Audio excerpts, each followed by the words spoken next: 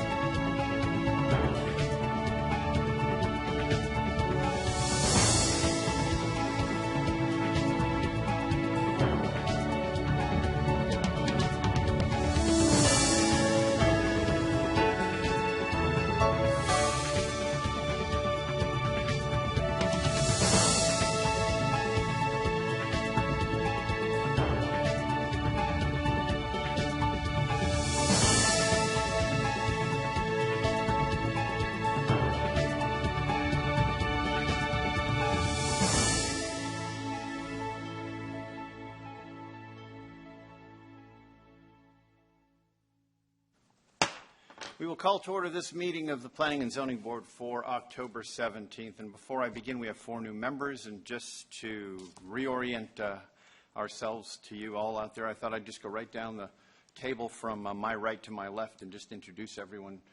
To my far right is Stephen Crutchfield. We have Dan McFarland, Charles Montgomery to my immediate right, Mary Jo Hill to my left, returning board member Ryan Eads, Victor Varney, and finally, Carla Stadler at the far left of me. So as we begin tonight, we would like to first adopt the agenda. I understand there might be a motion before us. Yes, I have a motion. I would like to amend the agenda to add the 2017 board calendar for consideration. Is there a second to that? Second. Any discussion on that? If not, would all those in favor of amending the agenda please say aye? Aye. Any opposed? Say no. That carries unanimously.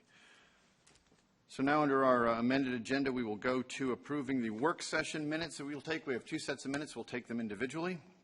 The first one, once again, is the work session for September 12th. If anyone has any changes, amendments, or additions to those minutes, would you bring them up now? If not, I'd be entertaining a motion to adopt those. So moved. And a second, please. Second. All those in favor of adopting the minutes for the work session, please say aye. Aye. Opposed, say no. That motion also carries unanimously. We're now looking at the minutes for the Planning and Zoning regular meeting of September 19th. Same rules apply. Would anyone like to make any motions to adopt or change them? I'd like to make a motion to adopt the approval of the minutes from the September 19th, 2016 regular planning board meeting. Thank you. Is there a second to that? Second. All those in favor of approving the minutes for September 19th, please say aye. Aye. Anyone opposed, say no, please. That motion also carries unanimously. We're on to item E of our agenda, which is the nomination of the vice chair. I would be open to any nominations, and we can have it from more than one person. Anyone like to make any nominations?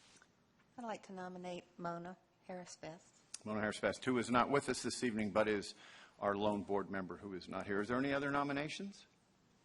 If not, would you make that a form of a motion and we can move forward? I approve. I make a motion that we elect Mona Harris-Best as our vice chair. Do I have a second for that? I'll second that. All those in favor of Mona Harris-Best serving again as our vice chair, please say aye. Aye. Any opposed, say no, please. That motion also carries unanimously. We're now moving on to the public hearing section of our agenda this evening. We have one case on the public hearing, so I'll briefly go over the rules. Our case will begin with the staff member presenting the case to us. After that, we will begin the public hearing. The first person we shall hear from would be an applicant. I believe in this case it's also the town, so we may not have a second speaker. After that, though, we will allow one person at a time from the audience to come down. It would make it a little easier for us if you came down on that side. There's little cards up in the right-hand side of our gallery. If you provide our clerk with a card, that would help with gathering your information. I would like you to come to the far left podium for you. That's the one to our right, not the one with the computer monitor on it. If you would go to that podium, you'll find there's a timer there. It has 3 lights on it. You have 5 minutes to speak, and you will have a green light for 4 minutes and 30 seconds. At the 30-second point, you get an amber light, and then you get red when your time is expired. And I will bring that to an end very quickly once your time's expired, simply because I want to make sure everybody has the same amount of time. If there are more than one speaker for a group, you can always have someone begin and then the next person follow along, or have different points made by each person. But we'd rather not hear the same thing over and over again if you have a group representing a particular point of view. So be concise, avoid repetition. We've got the 5-minute time limit, but the most important thing is it will not be interactive between you and us. We're here to listen to you. We will not be answering questions or engaging with you in any way. We are just going to be all ears for the entire 5 minutes. When there are no more speakers, I will close the public hearing. We would then move on to our deliberation portion of that particular case. So with that in mind, I will move on to our very first case this evening. That is the Eastern Cary Gateway Plan 15 CPA 06. And our Planning Director, Jeff Ulma, is here to present that. Thank you, Mr. Chairman. Good evening, board members, and welcome to our new members. Your first public hearing this evening is a comprehensive plan amendment for what's entitled the Eastern Cary Gateway Special Planning Area. And I'm accompanied by our team leader of our consultant team, Ms. Leanne King. We've been tag teaming presentations for 3 or 4 years now, so we're going to continue with that MO. And we'll give you an overview and a summary of the recommendations in the plan. This is a part of the work that's been done under the Imagine Cary community planning process. And it's a special area, one that we've identified as of vital importance to the future of Cary. And there's also some interest from the private sector side of some development and redevelopment, and council asked that this actually be expedited and adopted as quickly as we could. So it's actually ahead of schedule for the rest of the plan, which you'll see in a couple of months. As part of that plan, the new SHAPE chapter generally sets sort of the growth and land use direction, identifies some major destination areas within town or destination centers, and the Eastern Cary Gateway is a new one. Some of the others are previously identified in other planning work, but this has emerged or expanded from the work that we've done in the past. And it sits between the mall on the southern end of the site, up to Chapel Hill Road on the north, and then I-40 forms its eastern boundary with Maynard Road on the west. It's about 750 to 800 acres of land with a couple hundred different parcels located within this planning area. And as you can see from the area, the aerial, there's a wide variety of uses or vacant sites within the area, and we'll outline some of the considerations for those. The reason this was identified for more intense planning and focus as a special part of the community plan was what we saw as an opportunity to create a higher density, higher intensity employment center.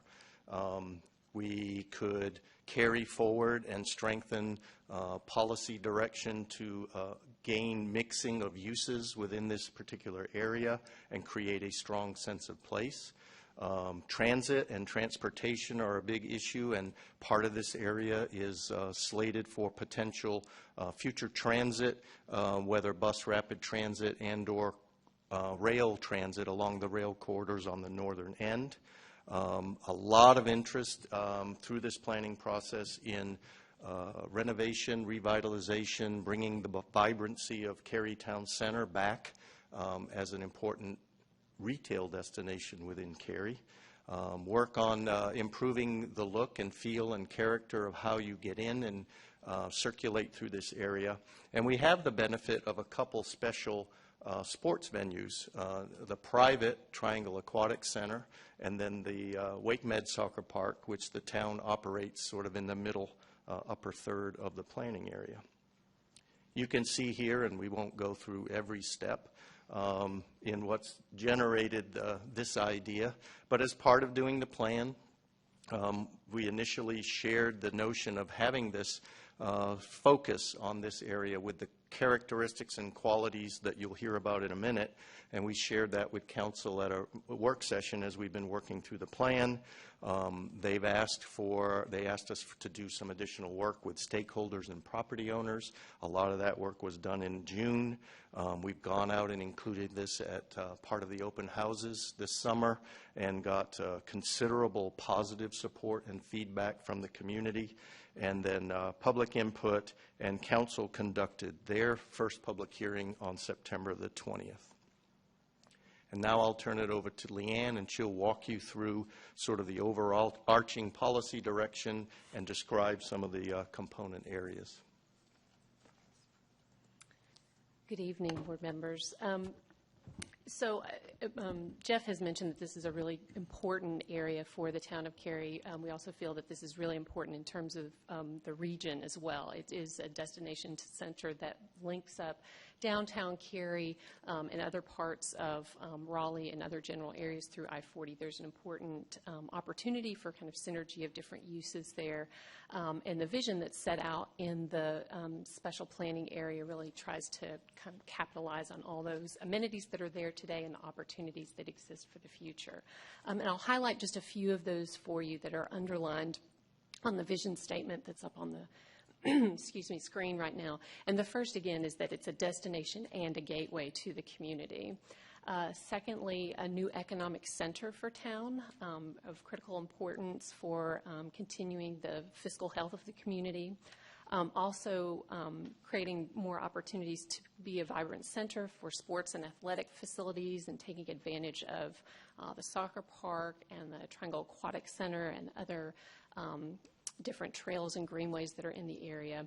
And primarily to be a mixed-use urban environment, to provide a new type of setting for people to live, work, play within the town of Cary. There are 4 overarching policies that provide guidance for development of this area over time. The first of these is to foster development of a compact mixed-use site and for it to become a high-intensity destination center.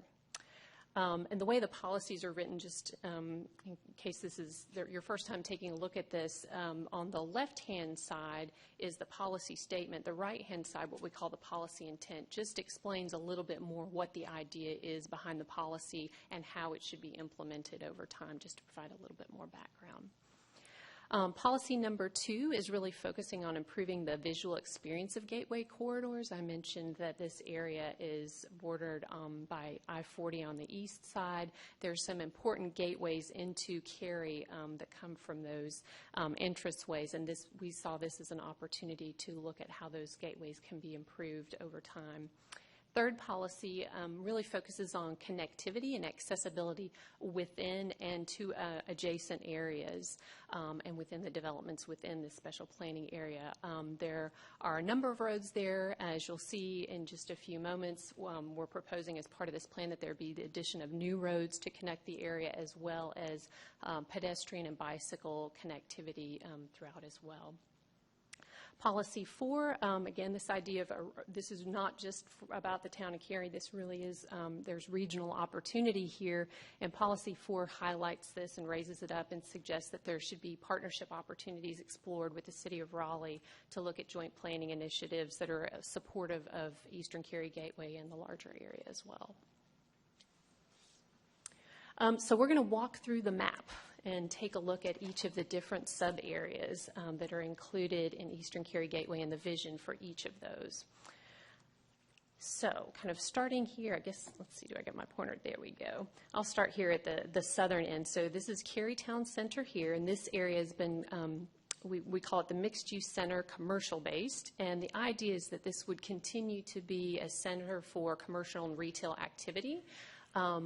The format for that development and the mix of uses, we're calling for a change within this. It would be much more of a mixed-use opportunity that would have particularly residential development and be a kind of, instead of single-story, you'd have multi-story buildings, and it would be a much more connected, walkable, mixed-use type of environment.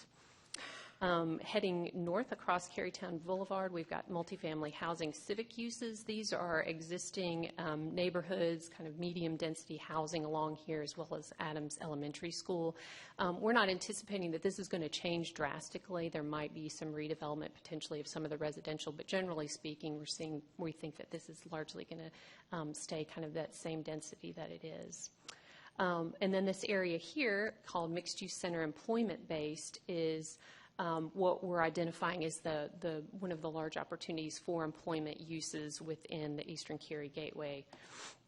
And this is proposed to be, like the southern area here, a mix of uses focusing on employment, but also including retail and commercial housing as well. And again, that it would be a dense, vertically mixed, very walkable type of development. We'll move up here to the transit multifamily oriented uses. Jeff mentioned the Wake Transit Plan and opportunities for transit that we'll see over the next few months how this plays out. But potentially Chatham Street is going to see some opportunities for transit-oriented development, and we see this area to the northwest as an opportunity for taking advantage of those transit opportunities and providing more multifamily-oriented uses in that area. To the north and kind of central area here, we've got the PNC Energy Utility Site, which is not anticipated to change. It's part of this and important to be coordinating with and planning for, but the expectation is that's going to maintain that use over the long term. And then up in the northeast corner, we have the Transit Business Center. This is likely, if the transit plan does move forward, this is likely going to be another opportunity area for transit-oriented development. The last couple of areas here, we've got the soccer campus where current WakeMed is today, and WakeMed soccer campus, and the idea is that use would stay and that some of there would be improvements made to that site to help with parking and accessibility, walkability, also connections across the creek. And that there be opportunities for additional types of uses that could be supportive of the soccer campus and activities there. This area here in the pink that runs along I-40, it's designated as an office campus use, and the idea here is to take advantage of Interstate 40 and the road access, and that this would be a very high-intensity employment center. So there would be office towers potentially lining I-40, creating some great visibility for the businesses that would be in those locations, and also taking advantage of the fact that it's really pretty well buffered from surrounding residential areas and not going to have an immediate impact in any neighborhoods. And then the final area here is the Aquatic Fitness Campus. This is the current location of the Triangle Aquatic Center. They have, that organization has plans to expand their facilities and offer some additional amenities in that area. There's also information in the plan that discusses ways to kind of further plan for and take advantage of the Walnut Creek Park site that's here, and trails that could better connect the areas to each other. A lot of this plan really focuses on the transportation network connecting all of these places, and some of the improvements that are suggested. We've highlighted the big ones here. First off is to create another north-south collector road that would connect East Chatham Street down to Kennard Road and potentially on down to Carytown Boulevard. The second is Trinity Road connection and East Chatham grade separation. So you may recall today there is a little stub out right here off of Carytown Boulevard for Trinity Road, but that full road is not developed today. And the idea is that this road would be also another north-south collector between East Chatham and Carytown Boulevard. There's also plans in place for how to address, this is actually a bridge, that's why that black dot's there, to route some traffic around so folks on East Chatham would connect this way. But the plan calls for this road to be fully developed as the area develops. And then the third one we're highlighting here is the Trinity Carytown Boulevard Road Extension and separate pedestrian bicyclist bridge. So through this planning effort, what we've heard from many folks is that there needs to be a better connection across Carytown Boulevard, linking this new mixed-use center here, the Triangle Aquatic Center, to the areas north of that, and that there's some really great opportunities that can be provided by creating better accessibility, not just for cars, but for people that are going to be walking and biking as well. And so that's what this suggestion is here, is that there would be a connection. It's to be further explored. There's more thinking and planning that will need to be done on that, but that there is definitely kind of a need and desire to create that connection. Couple of changes made to the planning document since the Town Council public hearing in September that we wanted to highlight for you. And they mostly have to do with map edits that we just went over in terms of the future transportation improvements. And I'll walk through the changes that are in the plan in just a moment so you can see what they actually look like. But we made some clarifying language for the north-south collector, extension of Trinity Road access across Carytown Boulevard, and the pedestrian bike access. And we also had some text additions to clarify those items as well. So I think it's page 129 in your document. The first 129, I apologize, there's a pagination error. But there's some clarifying language here about the intent of these road improvements and but also providing some flexibility for consideration as part of the development and design process. And then the specific edits that we made on the map was to clarify that, there would be, the intent is to have a connection here on the north end, possibly on the south side as well, and also to clarify that there's a connection made here, but it hasn't been fully determined where exactly, whether it's going to be a full road with bike ped as part of it, or if they would be separate facilities. So those clarifications were made to help understand that. And then how will we achieve our vision? This is the implementation section of the special planning area chapter, and it calls for 4 main initiatives to implement the Eastern Cary Gateway special planning area. And the first is to conduct additional analysis regarding the transportation improvements. Second is to evaluate town involvement in public investments or coordination efforts with major developments. There might be a role that the town can play as this investment occurs in this area over time. Third is to consider changes to regulations, and particularly with regard to expedited processes to facilitate private investment and development that meets the plan. And then finally, establishing a mechanism to continue the collaboration and discussion that's been going on through this planning process over time as the area gets developed, to make sure stakeholders, property owners, et cetera, are involved in implementation directly. So now I'm going to hand it back over to Jeff. See, we're good at tag team. Just to clarify, I mean, you're seeing the first piece of what the rest of the new community plan will look like. So you're getting a little sense of what you'll be getting in the future. So this is one part of one chapter. So brace yourselves as we bring the full plan forward. But the setup is pretty much the same. Laying out policy direction or vision for areas, policy direction contained in there with the policy language and intent, how we would go about implementing different aspects of the community plan. And another piece that you'll see you see a piece here, but it'll really be played out in the rest of the plan, is showing the connections or the interplay between different initiatives, how the different policies support and reinforce one another. So as you're working here and thinking about land use, you're also taking strides to deal with, say, provision of additional housing or opportunities for employment.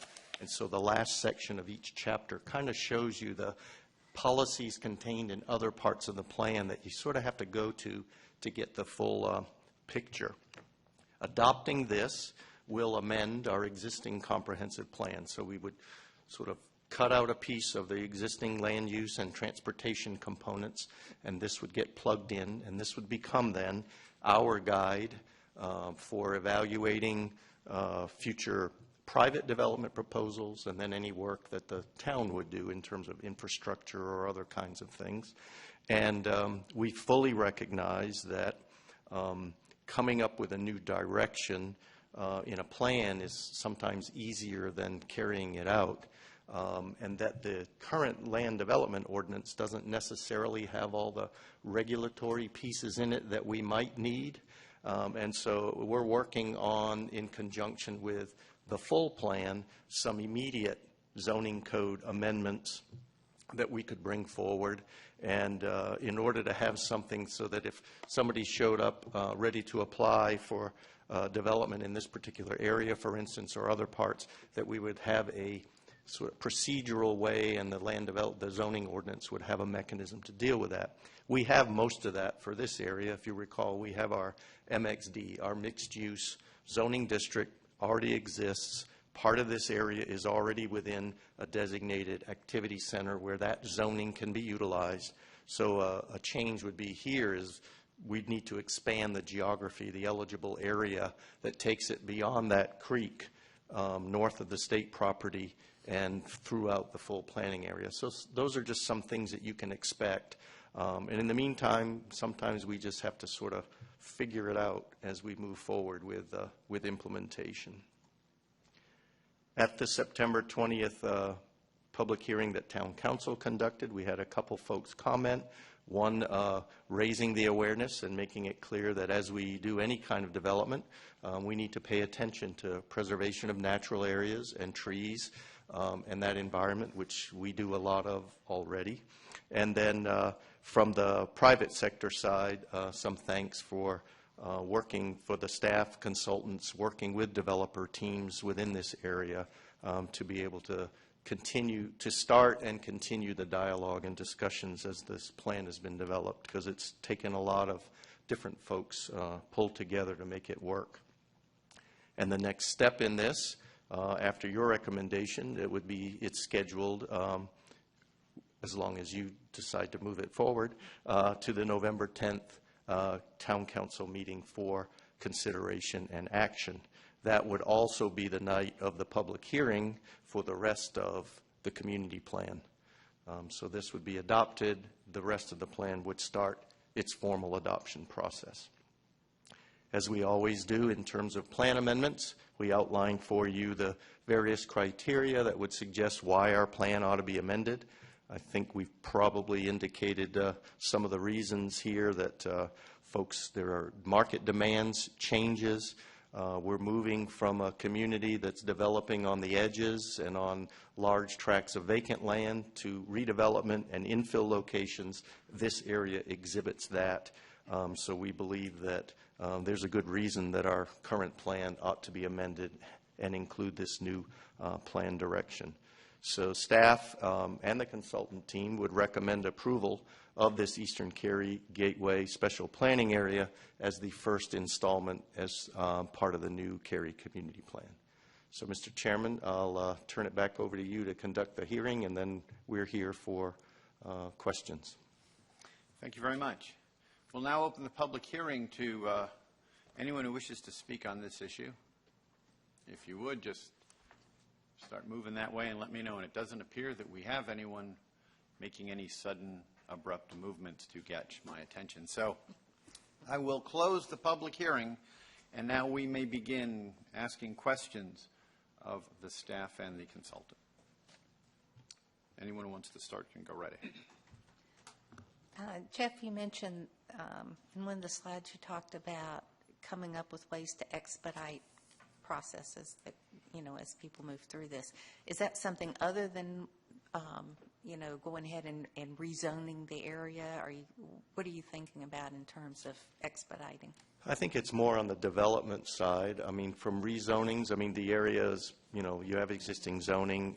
There's not a whole lot we can really do, I don't think, to speed up that part of the process. But there may be more that we could do on the development review and approval side. Are there mechanisms that we could institute that would accelerate the process? If you're bringing in something that meets the plan, then maybe there's a bonus for speed. Time is money, so being able to move through the process quicker. is, I think, what we were mostly focusing on at this point. Another part of it ultimately would be we've talked a lot about the need for different kinds of redevelopment, regulations that deal with redevelopment as opposed to our more traditional suburban.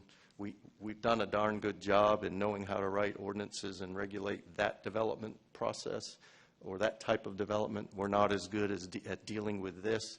So as we would move in that direction, we might be adjusting some things and develop some on the redevelopment side that maybe has some different process as compared to how we do things today. Okay. Yeah, I was curious because there's so many, you know, as you pointed out, the details aren't there, and it's going to be kind of a work in progress. I just wanted to make sure that we weren't doing anything that would just kind of glide through something and then that we might regret later. One of the benefits is, I mean, areas 6 and 1 really would be dealt with by, you know, one development entity. So the mall owning pretty much most of that land. There are out parcels and whatever. So we would be dealing and working with one entity. And then the state land, which is under option for development on the north side. I mean, that's the mall is about 80 acres and the state land's almost 100. So quickly we can be dealing with a large portion of this area, working with maybe 2 development entities or 2 processes. Area 2, for instance, has multiple owners. Obviously, other places in, say, up in the northern end, there are different owners. Ultimately, you know, getting Trinity Road through and over and around and whatever will take more time. So there's some that will happen faster than others, but we've got the advantage of maybe only working with a couple limited owners at this point on the projects that we know that there's immediate interest in. All right. Thank you. Any other questions for our staff? I have a question for the staff and perhaps even the consultant, and it deals with, as we look at this area plan, Eastern Cary Gateway, and it's, I know that we're expediting this. I'm also trying to look at it in the context of the overall comprehensive plan. And I'm trying to look ahead at, you know, actions and then reactions. And what I'm really thinking about is affordable housing. There's a lot of that housing that's on the west side in quadrants 7 and 8, which by default we would define as affordable housing here in Cary. And looking at it, talking about in Cary, 30 to 80% of the Cary's median income in that. We have the trailer park. We have a series of Class B apartments. Perhaps at best, haven't been inside any of them, driven through them. But looking at what's going to happen down the road and the potential displacement, and looking at the loss of inventory of affordable housing, workforce housing, where does that? And I was trying to go through the plan, and you know, in Chapter 10, there's some sections missing in terms of affordable housing. So I'm just, if you could maybe elaborate a little bit about what the thoughts are as we have, you know, it's a great opportunity site, but I also think about the other piece of that, you know, the opportunity is going to come from the developers and the displacement and, you know, the strategies of, okay, how do we offset that? Mm-hmm. Well, this came up actually at I think our last work session with council, and part of the direction that we got was let's not have specific policy language in Eastern Cary Gateway. Let's pull it out and have policy language that addresses the need to consider how you're going to handle the loss of affordable housing as redevelopment occurs across the town. So not just specific to one area, but that's something that we should be looking at town-wide or, you know, throughout the planning area of Cary.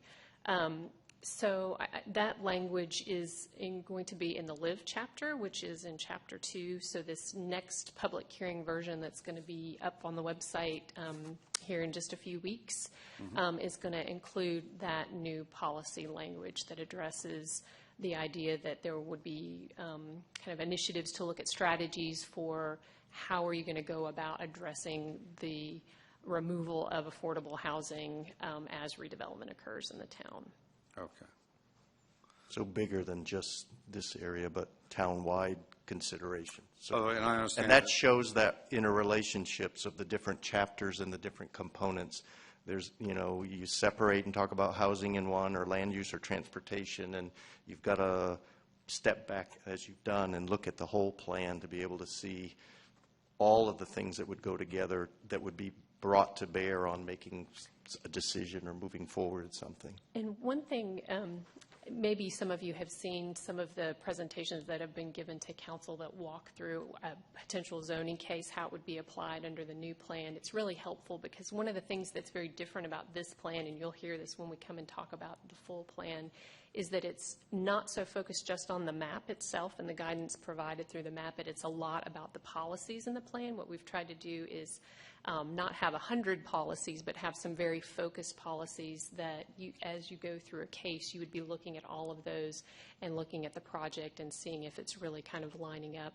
So that goes for Eastern Cary Gateway. So if you're wondering about how a policy in another chapter is going to apply here, all of the policies in the plan will still apply to Eastern Cary Gateway, even though it has its own special planning area.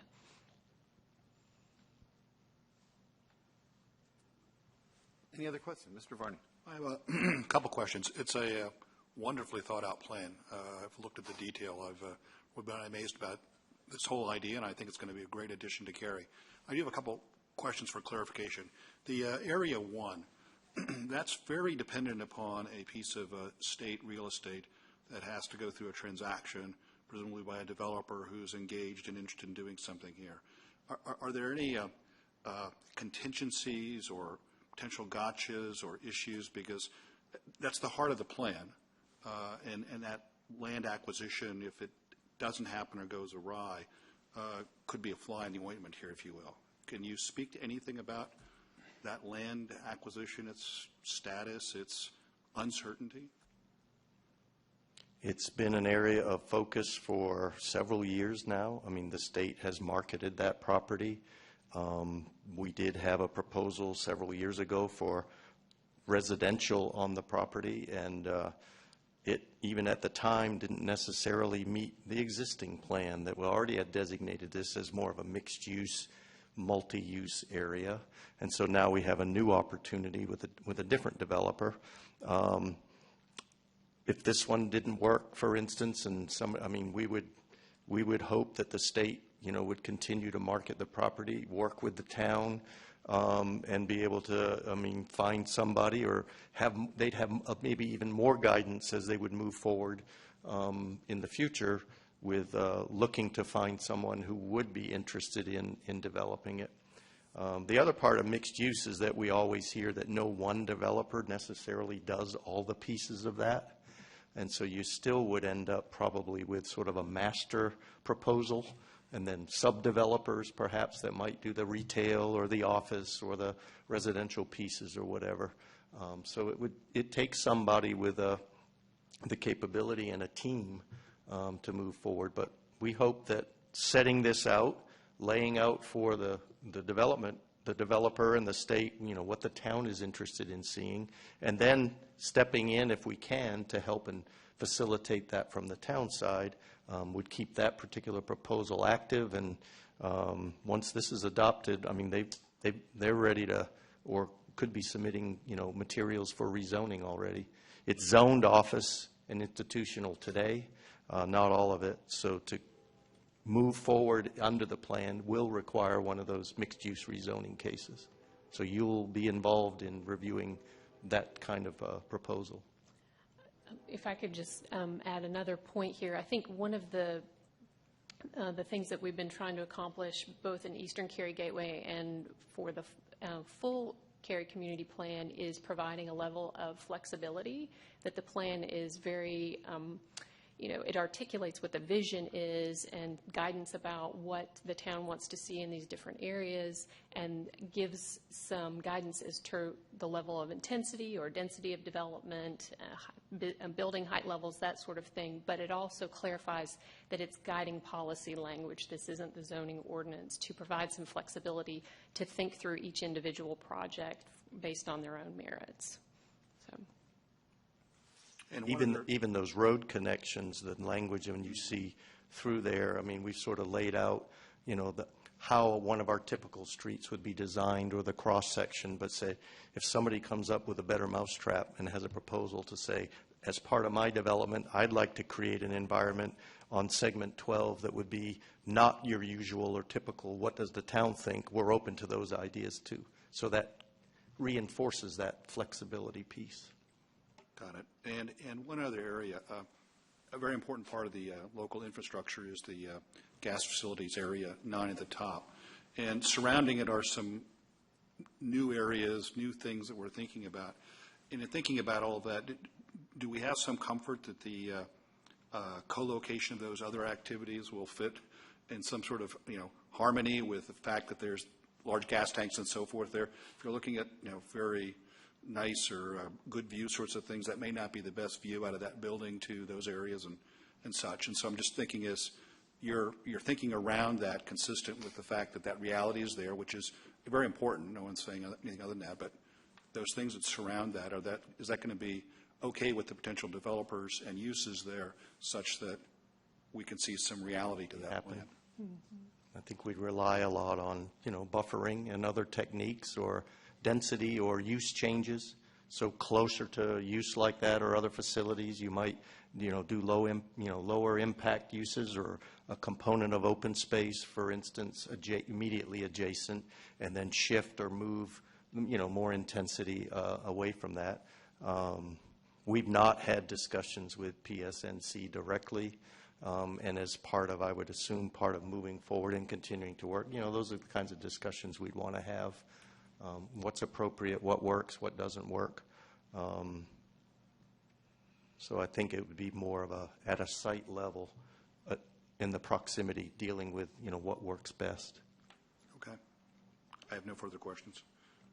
Thank you. Anyone else to my left with any questions or comments? How about to my right? Any other questions? I have a few implementation questions to ask. First one should be pretty straightforward. These special planning areas, and does development within only the certain areas or within all of it would necessitate a preliminary development plan on part of the applicant?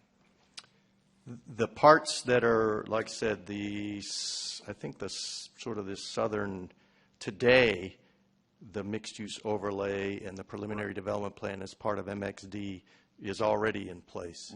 To require that mixed use and a preliminary development plan for the rest, that's where we would need to look at expanding the boundaries where mixed use is required, the type of zoning request. So ultimately in the Area 8, for instance, hopefully by the time somebody's ready to do something there, we would have put in place that mechanism. So you get the same thing and a layout and a preliminary development plan for any rezoning within this particular area as a destination center. Likewise, that would be the same in other parts of town. Town-wide, we're looking and mapping all of those things and making sure that, do we need to make some adjustments in the geography of the mixed-use area where you can utilize that particular zoning district. So it's not required by an SPA in and of itself. It would be correct. Like other mixed use. Great, thank you. The other implementation question I have involves, we're going with a set of policies as opposed to a map. And I can envision members of this board and members of council looking at different policies and saying, not necessarily yes, no, binary answers, but yeah, it does a good job with this policy, not so much a job with that. Is it the vision that we would somehow articulate those things? We would come to a consensus on maybe not policy 1-1, 2, 3, and 4, but just on the general vision? Would that become part of the deliberation here? Yes, and what staff would do as part of a rezoning case, we would apply the plan. We would highlight, much like we do today, but probably in more detail, from the plan, the applicable policies and the degree to which a proposal does or doesn't conform with the policy direction contained in the plan. So in the end, it becomes almost a balance sheet. And when you're able to look at something and say, of the 14 applicable policies, this one does a good job with 11 of the 14 and not so good on those 3, but we haven't weighted or ranked the value of the policies and say the ones it hits are really high priority to the town. This one makes sense to us and we should support it, or vice versa. So it wouldn't have to be a line by line and specific, but sort of a summation, if you will, of applying the policies and evaluating a particular proposal. So it seems to me this is tailor-made for an iterative process, that there would be some policies that the application would really meet and some where it's lacking. Rather than coming to us and being voted down and all those timelines that then fall out of that, would there be an upstream process by which that lacking would somehow be conveyed and maybe changes made to the plan? Because I think if this were iterative, it would be really productive, but are we going to be tied to the you can't come back for a year if we vote it down type of thing?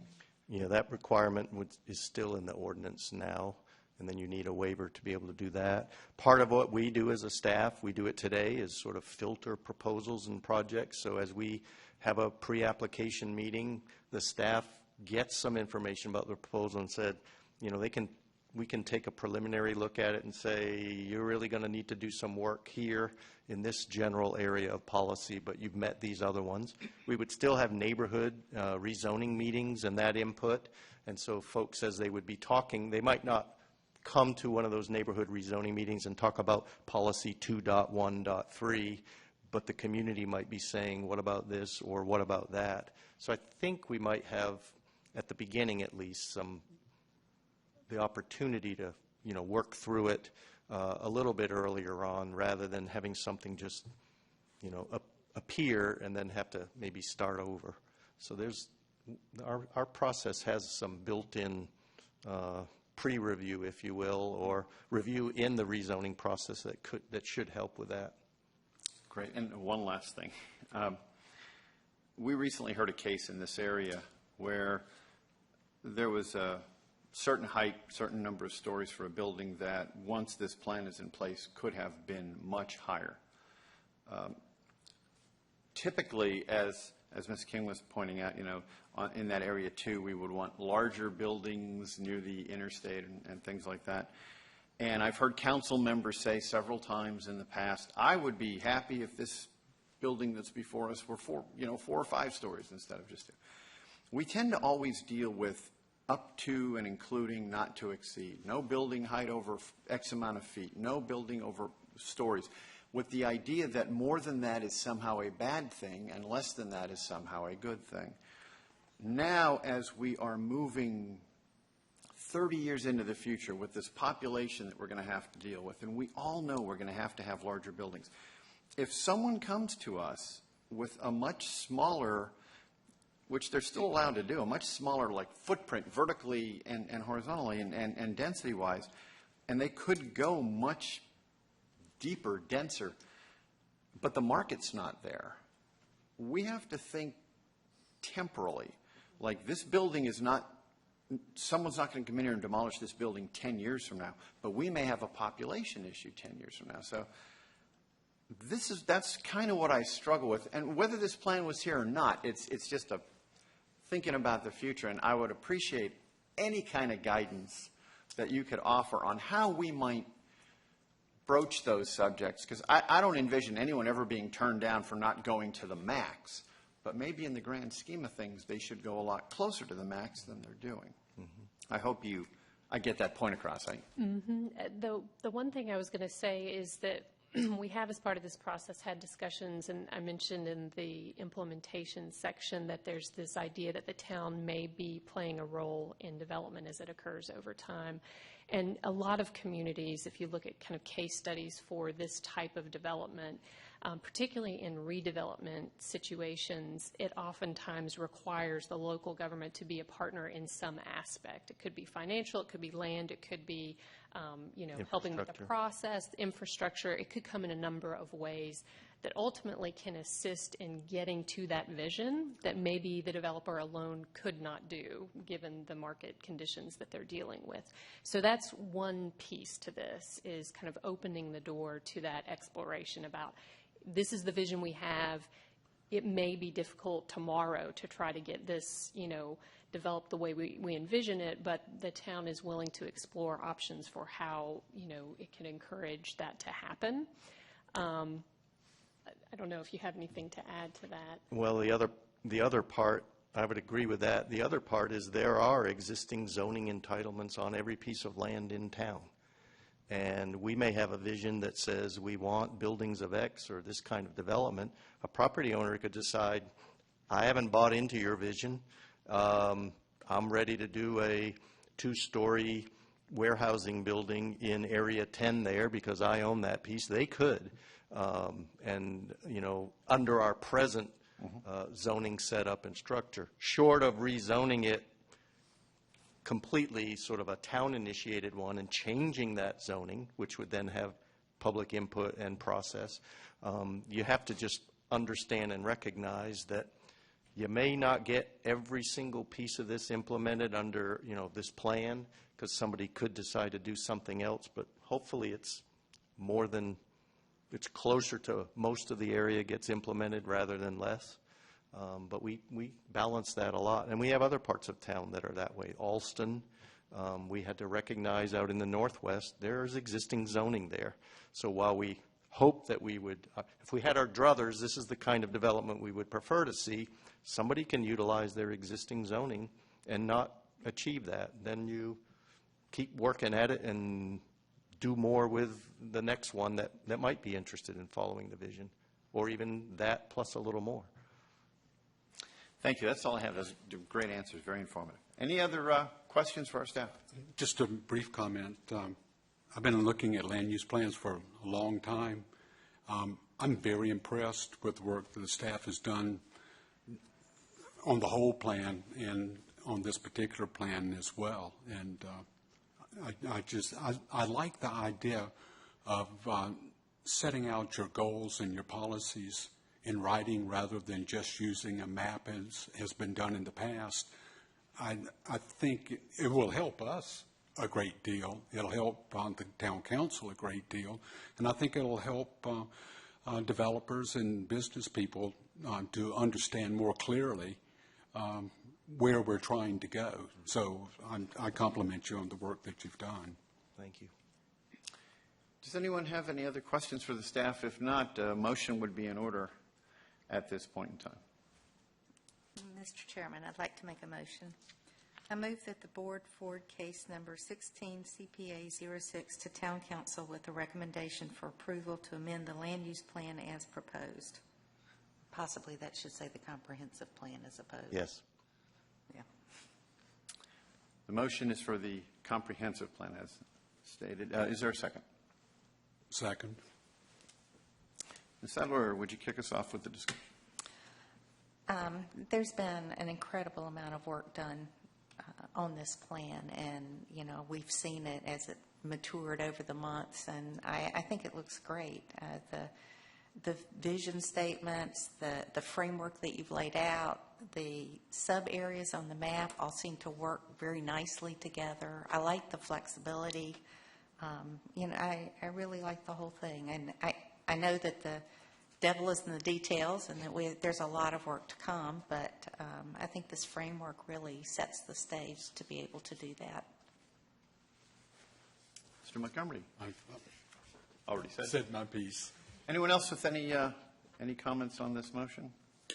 I'll add, Mark, to your question about the challenge of someone wanting to do the low property versus the taller property or something more consistent with the longer-term plan. I think this plan actually will help create reality for folks, both in terms of the vision of the building, but also an economic reality, too. And I think once some things start to happen here, folks may think very much second about a piece of property and doing 2 stories, or it has the potential to do a lot more, because if I do 2 stories now, I may have an economic return that's much, much bigger that I'll miss if I don't take advantage of what's going to be happening in this area. So it may actually lead to a self-fulfilling prophecy if we, I think most importantly, can get some developers to deliver on the plan.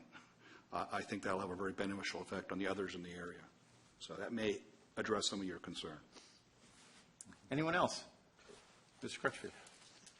One of the things that I really like about this, and I hope as you go forward, you look at, when we say multifamily, that we also focus on multi-generational. You know, this is an opportunity to have, if you look at a lot of our millennials today, they're seeking a more urban, walkable environment. And then it's just coincidental on the opposite end, some of our seniors are also looking for the same thing. So I know you can't control every aspect of this, but as it rolls out, I think that's something important just to keep in mind, that this is just a super opportunity to combine all that into one living arrangement.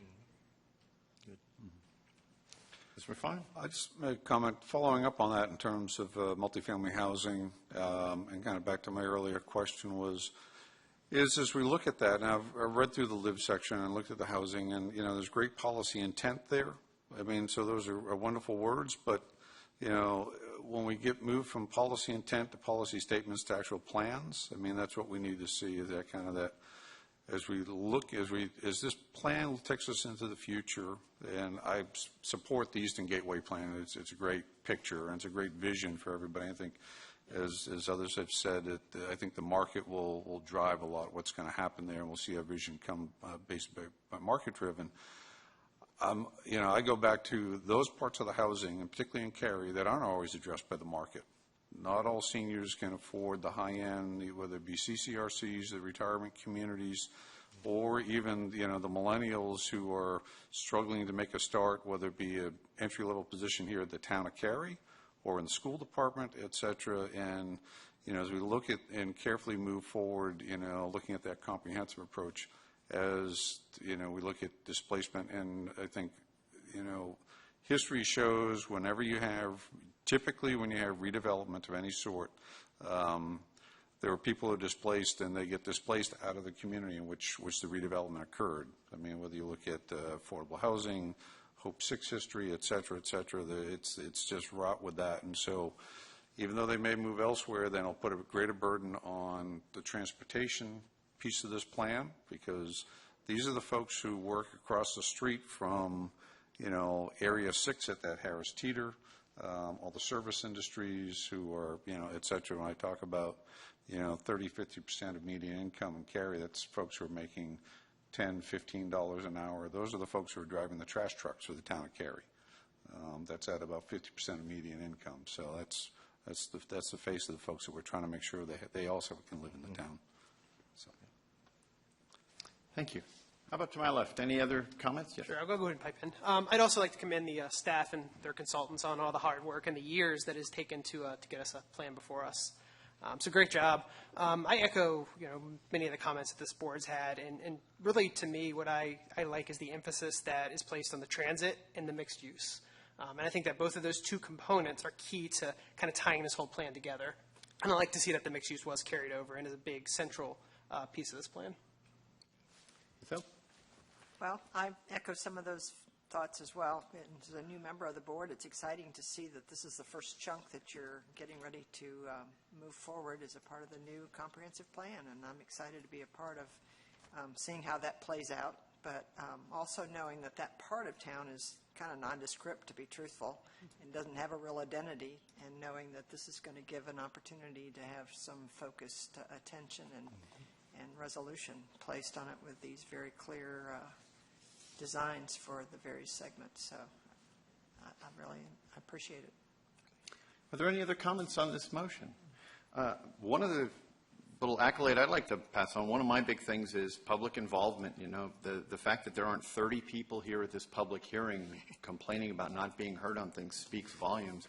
And I want to commend not only the staff, but the Committee on the Future that's been working for years there. I have seen firsthand lots of public input and lots of response to it. And the fact that this is going by with what seems like not a lot of involvement from the public really reflects how much there has been up to this point. So hats off to both of you for that, and to all the other folks who are involved in this. So with that, I'm going to call this to a vote. Would all those in favor of the motion please say aye?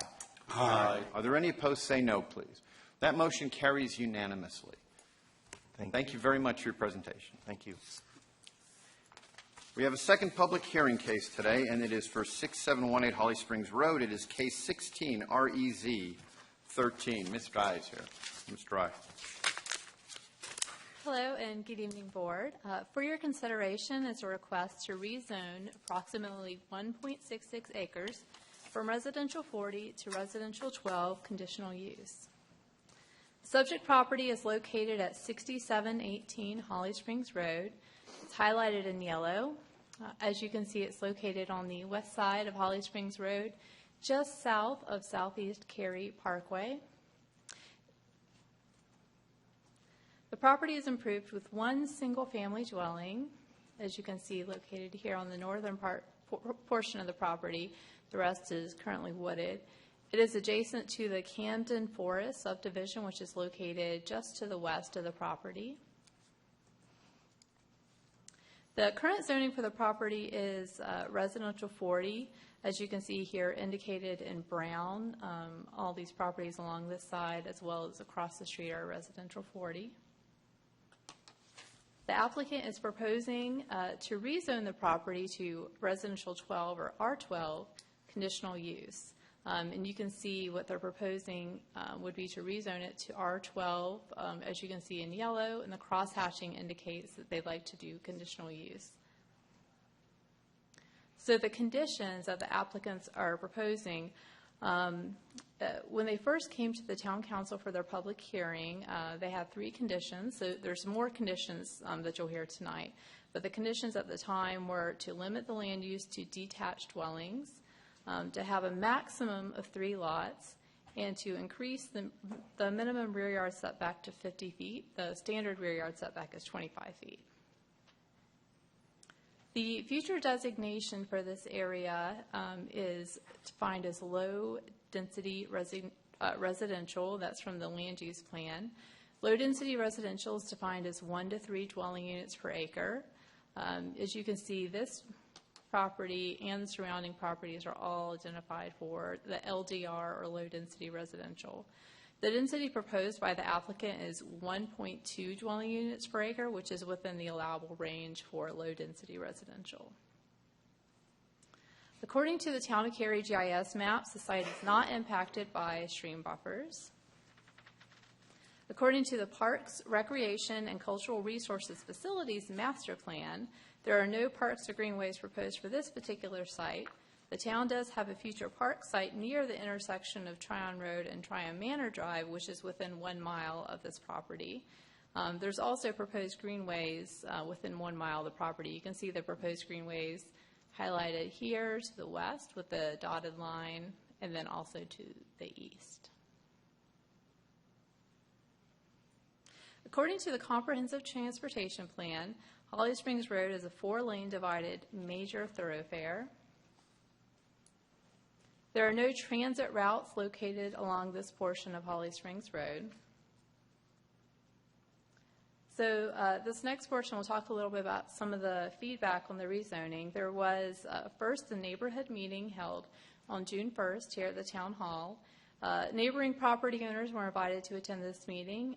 There were some questions and discussions regarding the rear setback. People from the adjacent neighborhood were worried about how close new houses could go to their neighborhood. Also, the potential number of lots. So in response to some of the concerns, the applicant offered two conditions to address some of those concerns. First was to increase the rear yard setback to 50 feet. Second was to limit the number of lots to 3. So they moved forward to the Town Council public hearing, which was held on August 11th.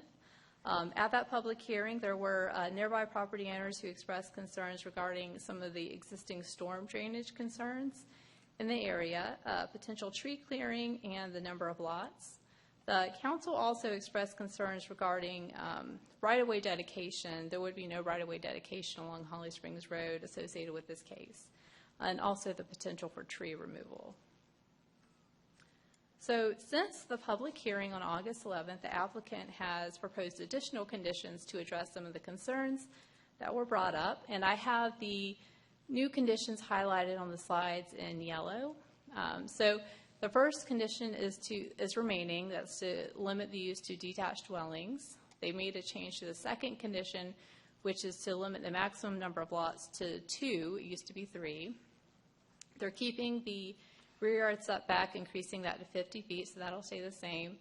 They're proposing a new condition to increase the front yard setback for the new lot that will be created to 60 feet. They're proposing to put in a 10-foot undisturbed landscape area along the rear of the property, and then they're also proposing to dedicate 40 feet of right-of-way along Holly Springs Road. So that's a lot of conditions. So to illustrate what these conditions could possibly look like, I have a series of slides that will show you how it could play out. So the current property, as you can see highlighted on this aerial, the property line actually extends to the center line of Holly Springs Road, as you can see highlighted with the red boundary. So the applicant, the first condition they had was to limit it to 2 detached dwellings. So the most number of lots they could create would be 2. This is just an illustration of where the property line could go. It could actually go somewhere different, but this is just to show you a maximum of 2 lots. There is an existing house on the site. They're proposing to increase the rear yard setback to 50 feet. The standard is 25 feet, which would be somewhere a little further back here. They're also proposing to put in a 10-foot undisturbed landscape area along the rear property line, the property line that's adjacent to Camden Forest. This next line shows the comprehensive transportation plan planned right-of-way. So as I mentioned before, Holly Springs Road is a major thoroughfare. There is a 100-foot future right-of-way designated for the road. So typically when properties develop, they are required to dedicate half of that 100 feet.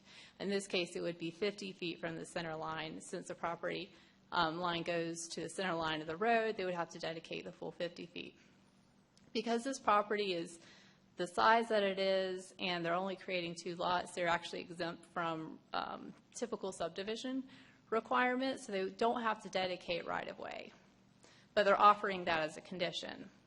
So for this particular case, they're offering 40 feet of right-of-way dedication, as you can see highlighted here with this red line.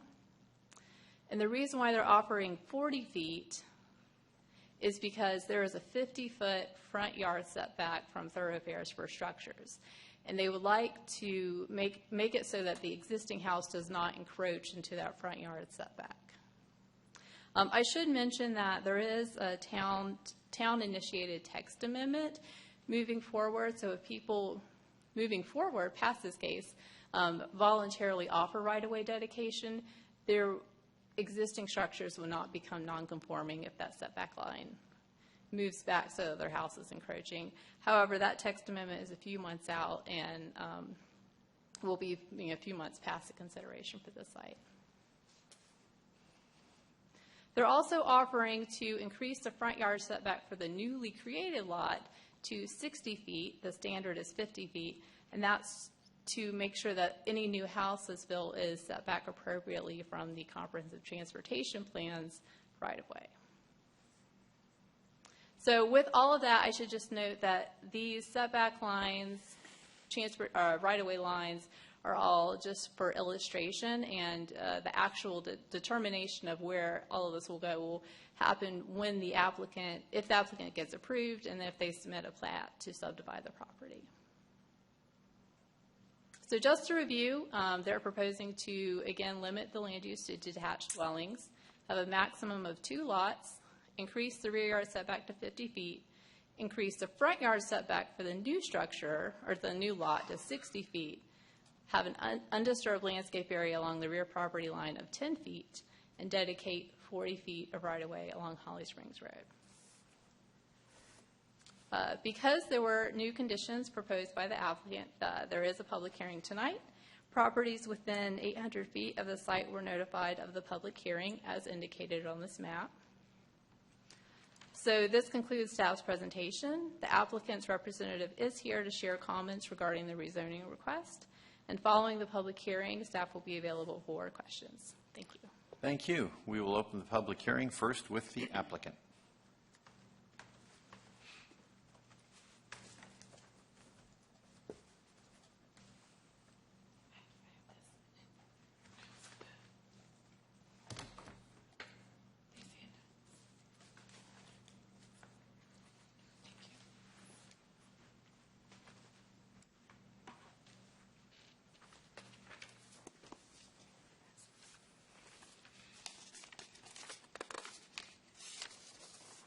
Hi.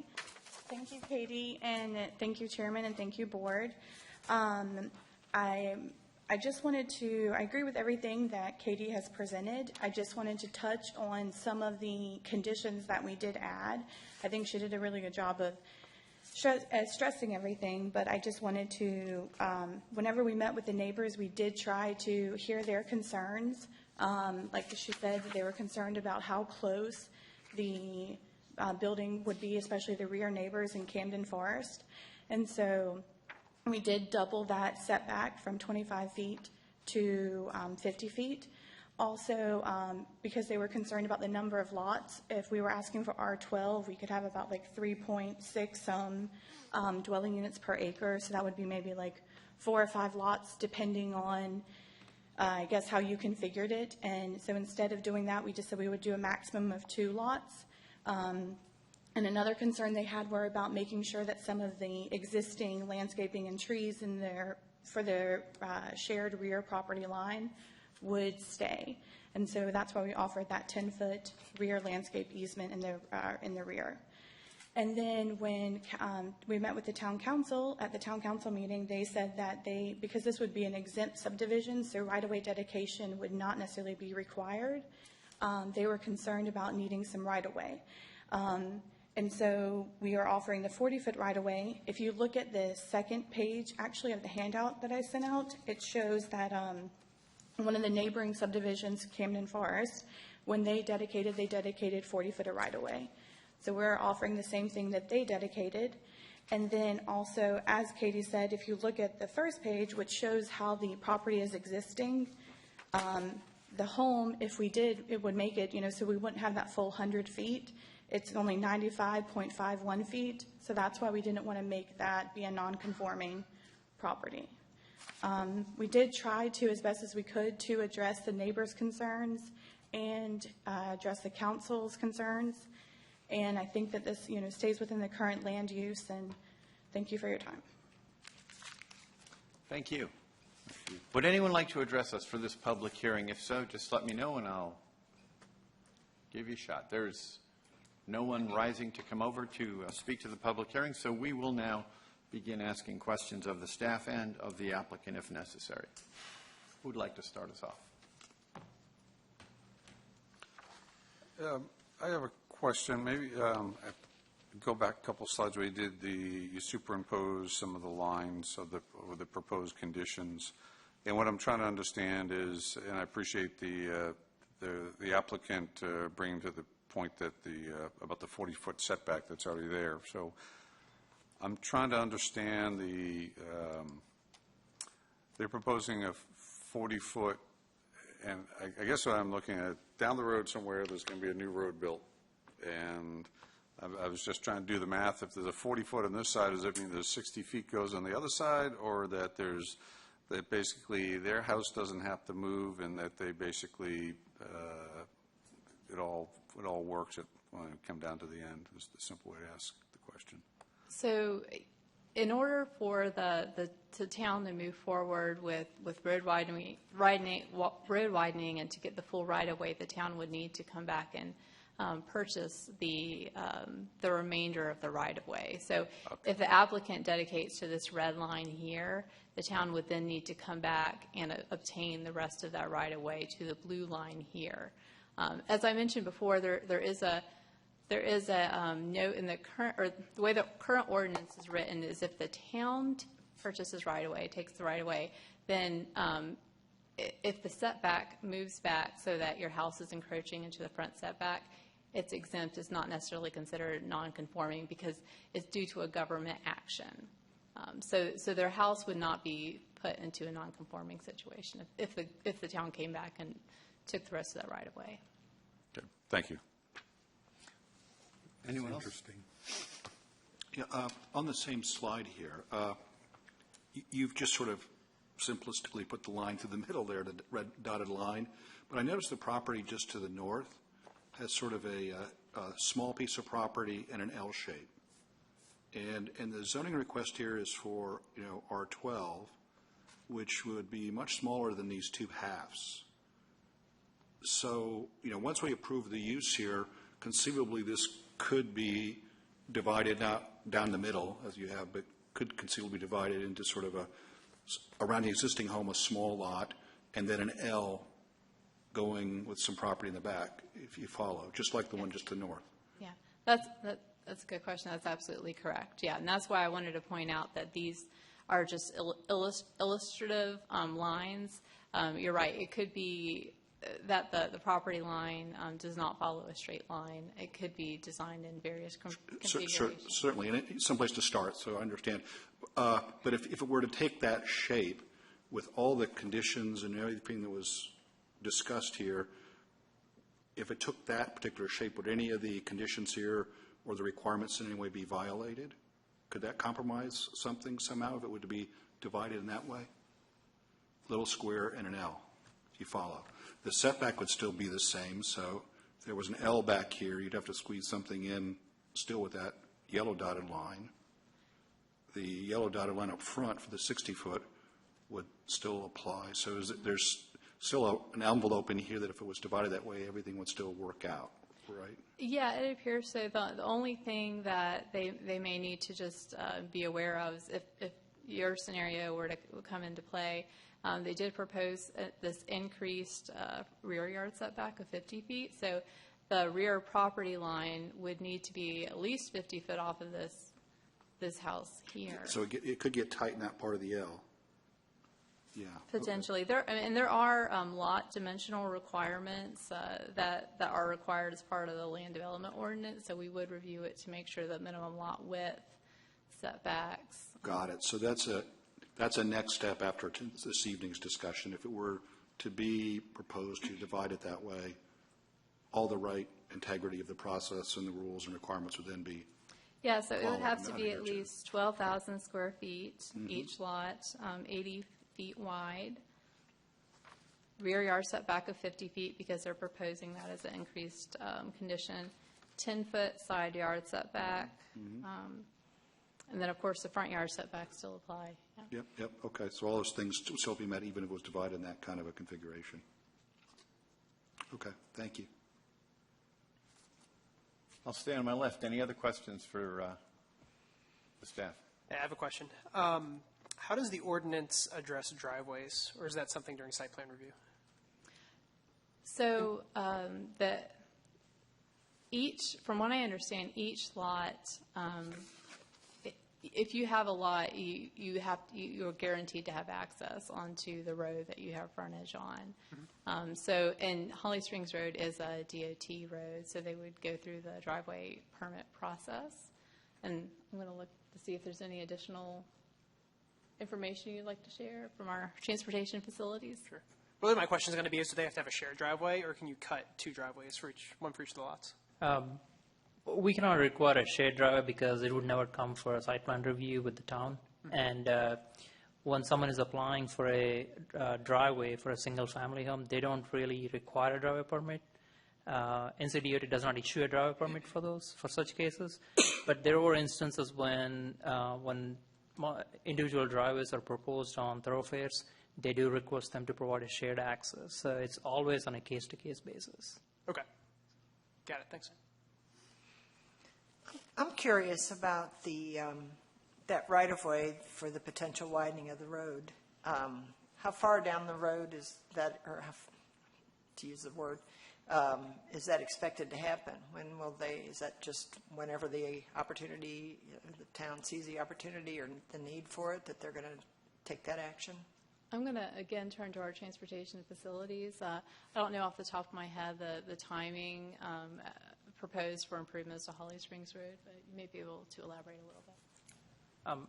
As of now, I'm not aware of a capital project that the town has to widen Holly Springs in that area.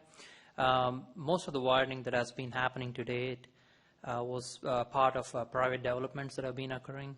North of Cary Parkway and Holly Springs, there are some private developments on either side, so they have been widening the road. So at some point when there's enough widening and there are pockets left, we could start a capital project. But as of now, I don't know the timing for this area. It just seems strange to give up the opportunity to have that right-of-way when that road carries a lot of traffic and potentially could be very much in play as far as a widening project. And I'm just wondering the wisdom of asking someone to give less than what the town needs in order to make that happen. Just a quick follow, is that, Holly Springs is a state road? It is. Is it? Okay. Yep. So it requires, it takes two to dance. So it's the state and the town, so. I understand. I'll also add, just as a quick clarification, because of the nature of this request, it would be an exempt from subdivision rules, so the town actually doesn't have the authority to require right-of-way dedication. The applicant is voluntarily offering to dedicate right-of-way, but we don't have the authority to require right-of-way dedication in this particular case. Does that translate to don't look a gift horse in the mouth? A 40-foot gift horse. So our transportation expert doesn't have to keep getting up and sitting down again. Let's just, in those instances where you see a large development and there's the transportation plan calls for a thoroughfare or a very large road, and you see that frontage of this development is built out to that. That's a subdivision requirement. This, for its size, is exempted for that, and we can't require them to build out that road to the width, nor can we require them to even dedicate right-of-way for us to do that later. Is that correct? That is correct. That's right. So that's why this is not what we're used to seeing. Yes. Yeah. Welcome to infill. Any other questions? I have one, just to make sure that this 10-foot undisturbed landscape area in the back is not a buffer per se, because it's R12 up against R12. They don't need a buffer, correct? That's correct. There's just so there's no opacity determinations. It's undisturbed. Whatever it is what it is. There's not going to be building any kind of more opacity into it. None of that. Right. We cannot require, and again, all of this is based on if the town chooses to approve this rezoning. Sure. But yeah, if the rezoning was approved and this 10-foot undisturbed landscape area was put into place, right, that wouldn't be part of the town requirements, but it's a voluntary condition that they're offering. And you're right, there wouldn't be necessarily any opacity type requirements associated with that. But because they're proposing it to be undisturbed, they wouldn't be able to remove any of the trees and existing vegetation that's along that property line. And just one question out of curiosity. The nonconformance that would come from a 50-foot right-of-way dedication that would put that existing home into nonconformity for the 100 feet, would that be the kind of thing that a variance could be granted for? Is that an not an quasi-judicial kind of thing, or is that?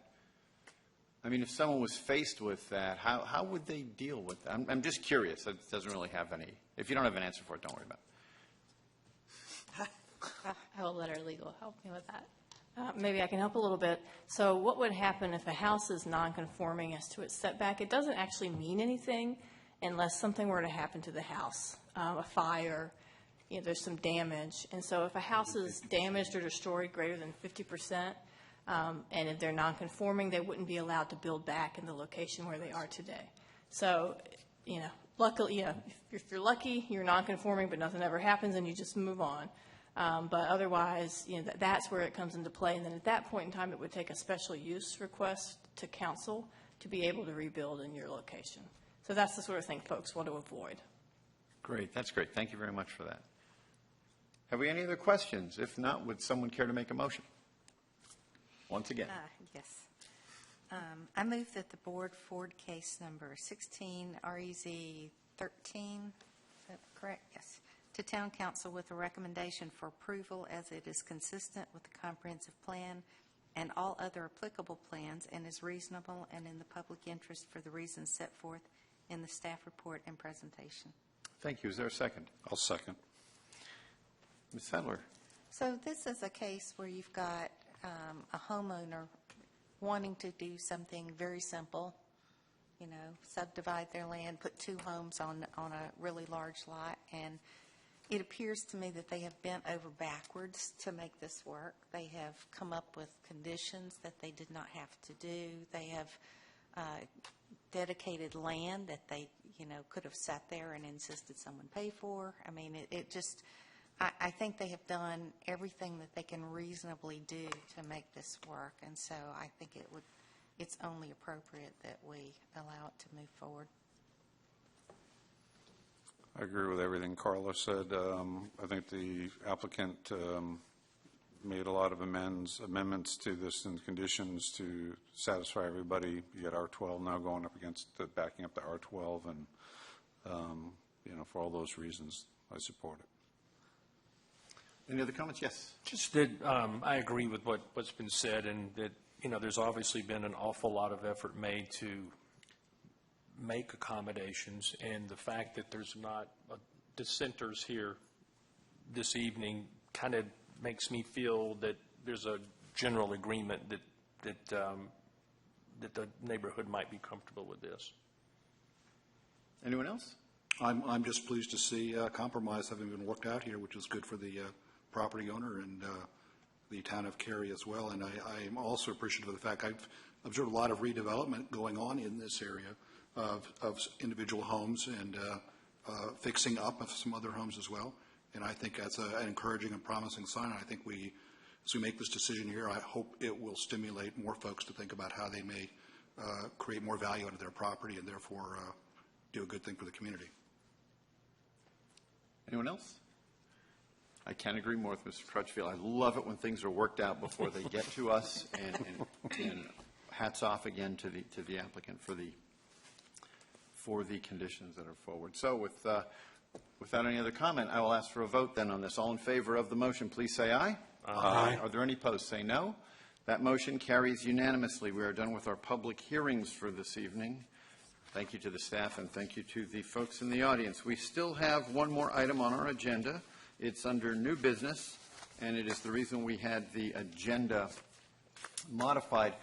We are going to discuss the 2017 board calendar. Does the staff have anything they want to say about that, or it was provided to us? Folks at home won't see anything pop up on the TV screen that'll list it, but it's essentially the meeting proposed dates for 2017. The members of the board here will discuss whether or not we want to suggest any changes, but town council will approve the schedule at an upcoming meeting. So this is really for us, for the record, to provide any input as to whether or not we have conflicts.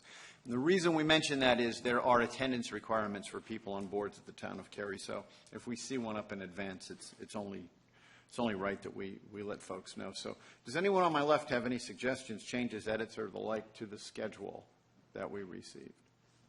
I'll ask that question to my friends on the right. No.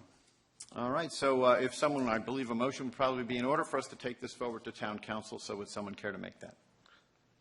I'll make a motion that we move the proposed planning and zoning board calendar for 2017 to council for approval. Second. There's a second. Would all those in favor of that motion please say aye? Aye. Aye. Any opposed? Say no. That motion also carries unanimously. So we are finished with our meeting. That means there is just one more motion to tend to. I'll make a motion to adjourn.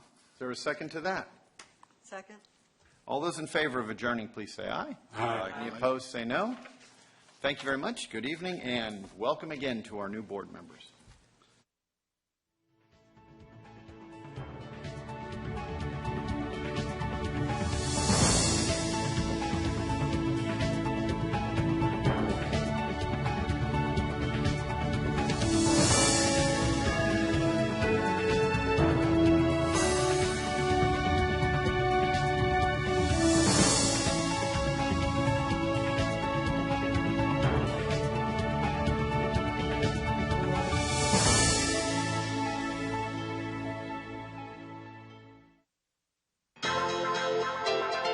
This has been a production of Cary TV. Visit the Town of Cary's website at townofcary.org.